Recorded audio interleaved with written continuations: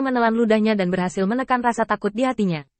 Bagaimanapun, itu masih terlalu sulit baginya untuk diterima, dan dia harus menerimanya. Kamu, apa yang kamu inginkan? Matt dihentikan oleh pertanyaan ini. Apa yang kamu inginkan? Arti dari Lord Light adalah membiarkan mereka pulih dari luka mereka dengan baik, dan ada kemungkinan bertarung berdampingan di masa depan. Selamatkan satu orang lagi saat ini, dan bantuan yang bisa mereka dapatkan di masa depan akan menjadi 1 poin lagi. Banyak orang kuat. Ide sederhana dan sederhana seperti itu terpatri di hati semua orang di kuil penguasa cahaya.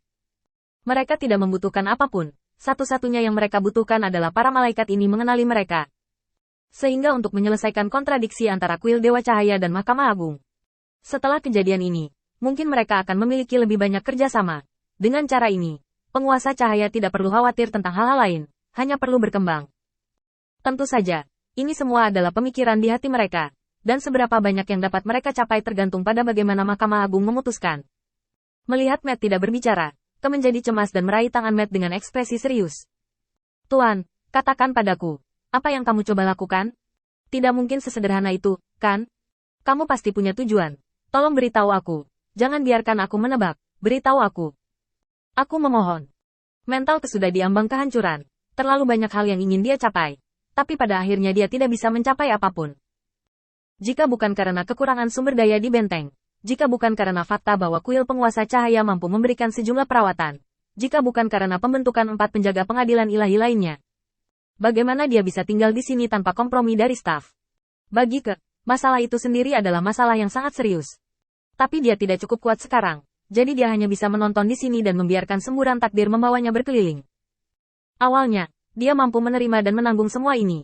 Sampai orang-orang percaya di kuil penguasa cahaya memberinya perlakuan yang aneh, yang membuat kesedikit putus asa.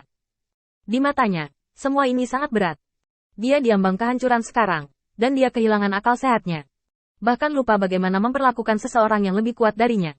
Matt sedikit tercengang, ragu-ragu sejenak, lalu berkata, sebenarnya, kami berharap kamu bisa berteman dengan kami, bukan lawan kami. Kamu tahu, sekarang monster mengintip keluar, bahkan jika kita memiliki ide tentang negeri dongeng. Bukankah premis bahwa negeri dongeng itu masih ada? Setelah pemahaman singkat, Matt tahu persis apa yang dikhawatirkan. Jadi dia hanya menemukan alasan yang bagus sehingga dia tidak bisa menyangkalnya. Dengan cara ini, tidak peduli apa yang dikhawatirkan, dia bisa memaafkan dirinya sendiri. Setelah selesai berbicara, Matt bangkit dan pergi. Satu alasan seperti itu sudah cukup. Selebihnya hanya bisa dibiarkan, sampai Ke bisa melihat sendiri kebenaran masalahnya.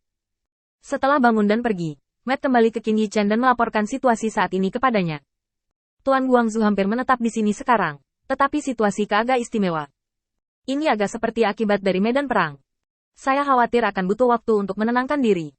Qin Yichen mengangguk, berbalik untuk melihat Matt, dan tiba-tiba sudut mulutnya berkedut. Apakah kamu pergi ke sana sendiri? Matt membeku sesaat, lalu mengangguk cepat. Apa yang salah? Qin Yichen mengeluarkan cermin dan melemparkannya ke Matt. Lihat sendiri, dengan penampilan ganasmu. Siapa yang bisa mendengarkanmu? Melihat dirinya yang kekar di cermin, Matt menamparkan kepalanya dengan keras. Kenapa kamu lupa tentang ini? Qin Yichen tertawa sebentar dan melambaikan tangannya. Tidak masalah, biarkan waktu membuktikan hal berikutnya. Sailao berjanji bahwa besok akan ada orang percaya yang akan membawa sumber daya. Anda bertanggung jawab untuk membuat pengaturan pada saat itu. Jika kita melakukan cukup di permukaan, sarana transmisi hanya digunakan oleh mereka.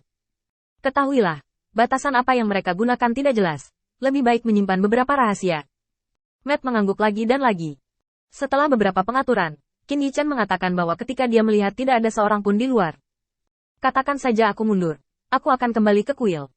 Setelah berbicara, Qin Yichen langsung berteleportasi kembali ke kuil penguasa cahaya.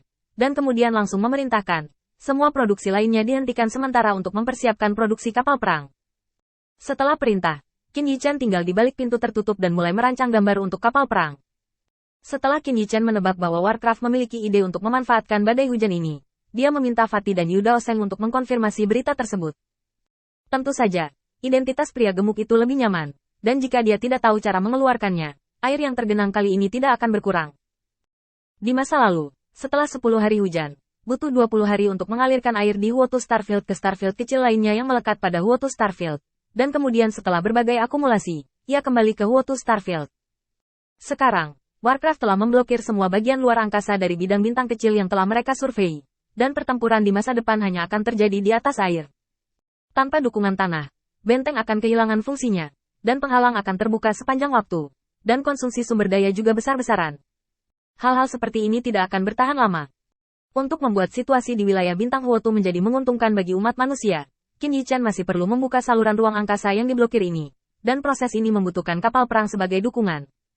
Selain itu, perlu membawa sejumlah besar tenaga kerja. Jelas, ini bukan pekerjaan mudah. Apakah itu dari desain atau produksi? Ini adalah ujian besar bagi Qin Yichan dan kuil penguasa cahaya.